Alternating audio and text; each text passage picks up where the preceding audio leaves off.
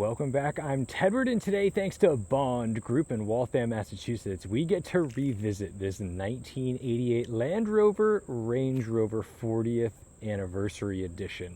It's cypress green with this beautiful paint-matched wheels, and if you want the full review of the car, you can go watch the first video we made on it in the fall a couple years ago.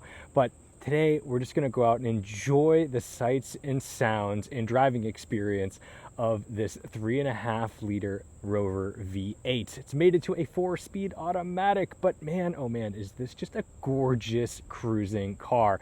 It was sold on Bring a Trailer, and then Steve of Bond Group, he loved it, he wanted it back, bought it back, and now it's going back on the chopping block again because, you know, that's the life of an auto broker. But I'm not complaining because I actually really like this car. Cypress green fits it so well. Some would say that this is a great starter car for somebody, but others might say that this is a finisher car. So let's take a quick peek around. We'll start in the back because we have this awesome split hatch, perfect for camera crews. That's what we like about Range Rovers. And, you know, reasonable space back here, a spare tire up inside the car.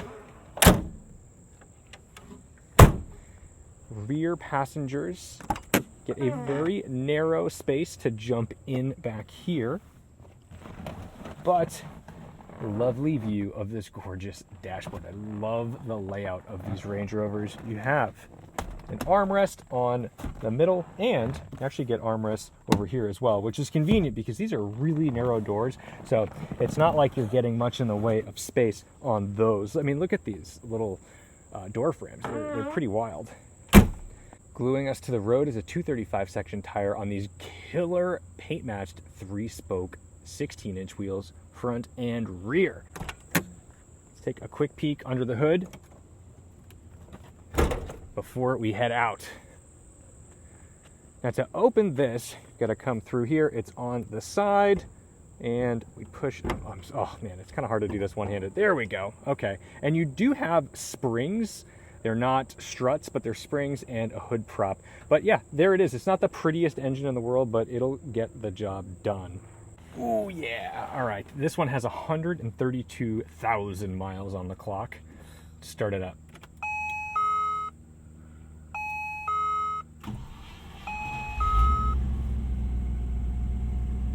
I love this dashboard. It's so chunky and blocky and to the point. The tack, speedo, and all of our warning lights, which I'm sure will give some PTSD to some former or current Range Rover owners in the world.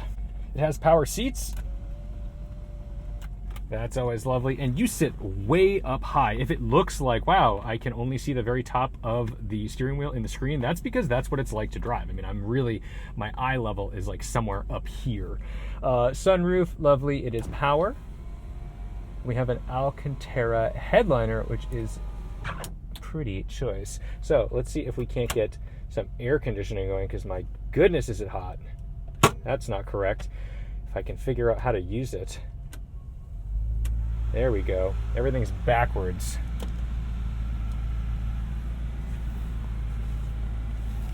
Funky old seatbelt buckle. And our window switches are kind of strange because this is down. I mean, I guess it makes sense because this is pointing down, but it's like if you face these like this, then this would be up, not down. So it's just a little odd to me.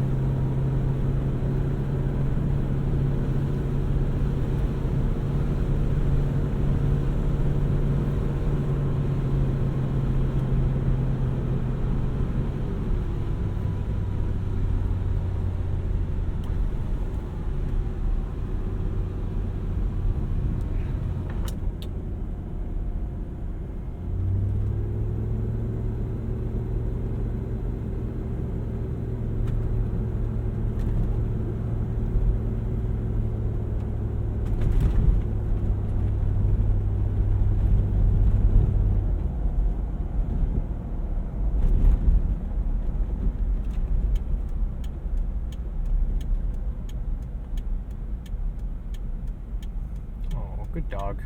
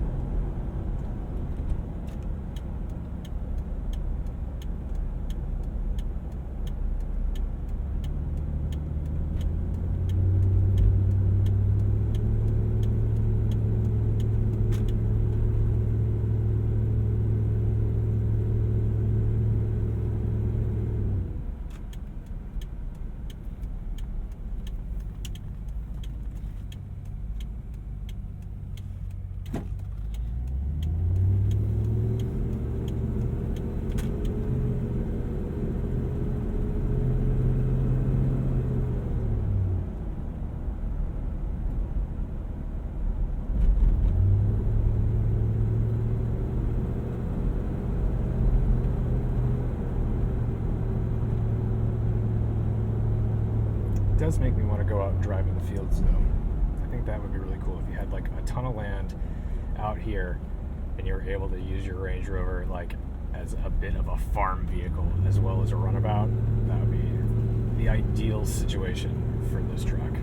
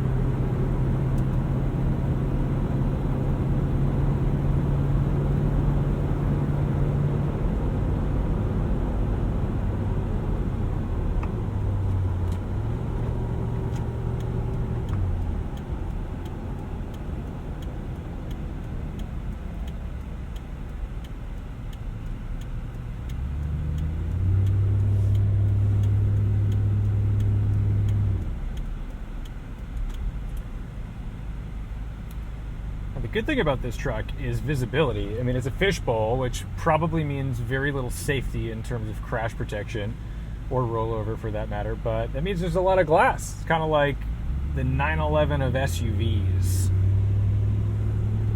That rear quarter glass is like the size of a window in a house. It's ridiculous.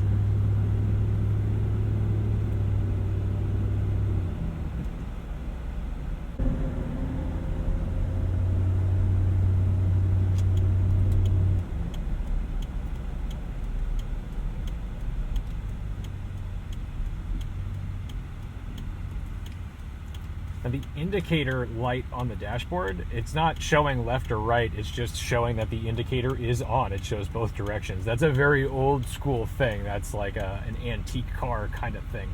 So it is pretty funny to see that in this, even from 1988.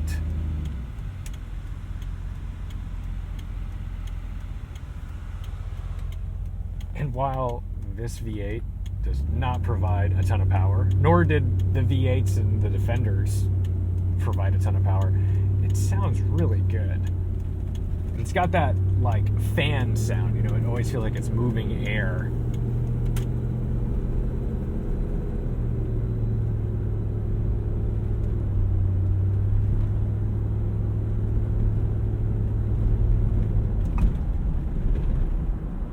Now there's an undercover you wouldn't necessarily spot from a mile away. A Pacifica. I do like the Pacifica. It is a good car, but man, good get.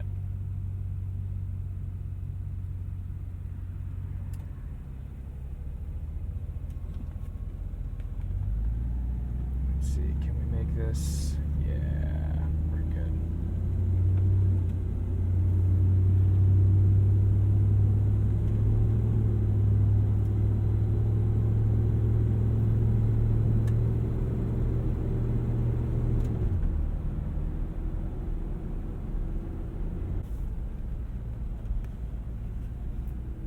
Green.